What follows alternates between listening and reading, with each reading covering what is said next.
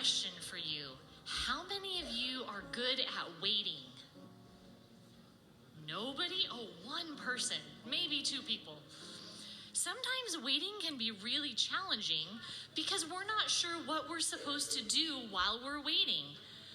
This morning, we have a story about what happens while we're waiting.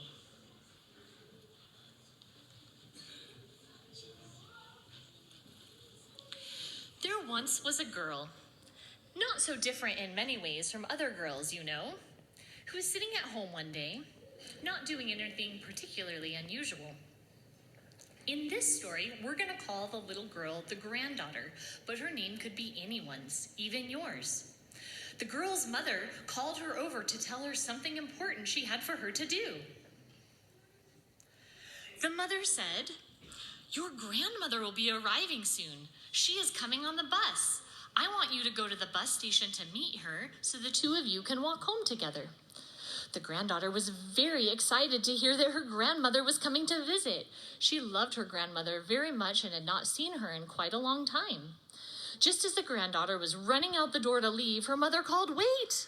Don't go yet. I have something for you to take with you." So she went back to her mother, who gave her a bag that seemed to be filled with something. "Take this with you when you go to meet your grandmother," she said. The granddaughter looked at the bag with big eyes. She had never seen a bag quite like this before. "Is this something special that will make grandmother happy?" she asked. Her mother looked at her a moment as if she was not quite sure what she wanted to say, but then smiled and said, "Yes, indeed, I believe it is, but perhaps not in the way you think." The granddaughter was a bit puzzled by what her mother said, but she was so excited that she was going to see her grandmother, she didn't think much more about it, didn't even take time to see what was in the bag, simply put it on her shoulder and went out the door to the bus stop.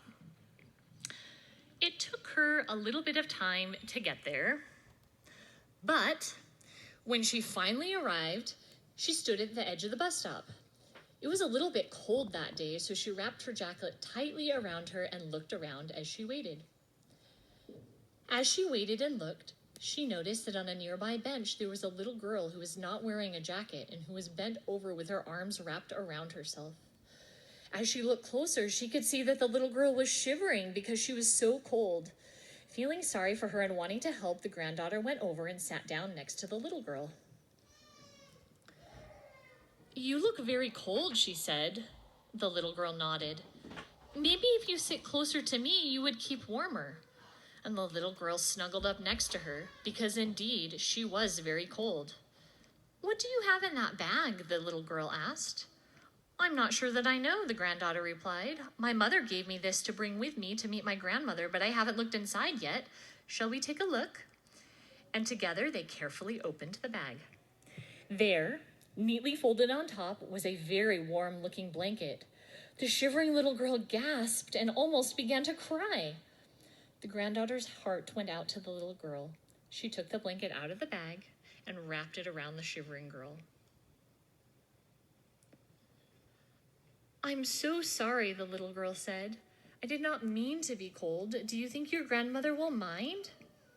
"My grandmother is a very kind lady," the granddaughter replied. "I can't imagine that she would." And the little girl, already beginning to feel warmer, huddled under the blanket on the bench and was soon warm again for the first time in a long time. As they were sitting there, the granddaughter looked to see if there was any sign of the bus yet. This time, she noticed that waiting for the bus on one of the other benches was a woman holding her stomach. She got up and went over and sat down next to her. "Are you okay?" the granddaughter asked. The woman just nodded her head, but did not look up. Not knowing what to say or do, the granddaughter decided to look in the bag. It still felt like there was something in there. She looked surprised, closed the bag, and then said to the woman sitting next to her, "When was the last time you had something to eat?" The woman didn't respond at first and finally just held up 2 fingers. "2 hours ago?" the granddaughter asked. She shook her head. "No, not 2 days ago," the granddaughter exclaimed. The woman quietly nodded. The granddaughter quietly opened the bag, took out a sandwich and a piece of fruit, and placed it in the hands of the woman sitting next to her. Slowly, her head came up. There were tears in her eyes, and she gave her granddaughter a hug. There were tears in the granddaughter's eyes as well. Just then, the bus that they had all been waiting for arrived.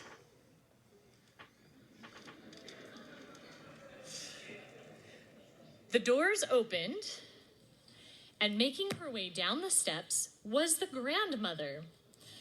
The granddaughter rushed over and gave her grandmother a big welcoming hug. They were very happy to see each other, for it had been such a long time. As they were hugging each other, the other people who had been waiting for the bus got on, and the bus drove away, leaving nothing behind except for the bag next to one of the benches. The grandmother and the granddaughter went to sit down on the bench next to the bag. "Oh, that looks like my old bag," said the grandmother. "I haven't seen it in quite some time." The granddaughter hung her head a bit and said, "Yes, Mother sent it with me to meet you. I'm so sorry, but I'm afraid it's empty." "Empty, is it?" the grandmother said. "Oh my, tell me how it got that way." And so the granddaughter told the grandmother about the shivering girl and the hungry woman on the bench and how she had given out the blanket and the food, and that is why the bag was empty and she had nothing for grandmother. At that point, the grandmother laughed and gave her granddaughter a huge hug. "The bag may be empty, but my heart is full," she said. "Well done, my good and faithful granddaughter. You can now share in my happiness as well." The granddaughter looked bewildered. "I don't understand," she said. Grandmother smiled and said, "That's my old bag that I used to use for taking food and blankets to people who needed them. I am so proud to see that you have been putting it to good use too." The granddaughter didn't know what to say, but she was happy. They stood up, and together they began to walk home. "Your mom gave that to you, did she?" Grandmother asked. "Yes," the granddaughter replied. Grandmother smiled again. "Well, sometimes moms are much wiser than expected. Come on, let's go home." And they did. Sometimes it's the things we do while we are waiting that turn out to be the most important things of all. You can be thinking about that as we continue with the rest of the service today. You can go back to your seats now.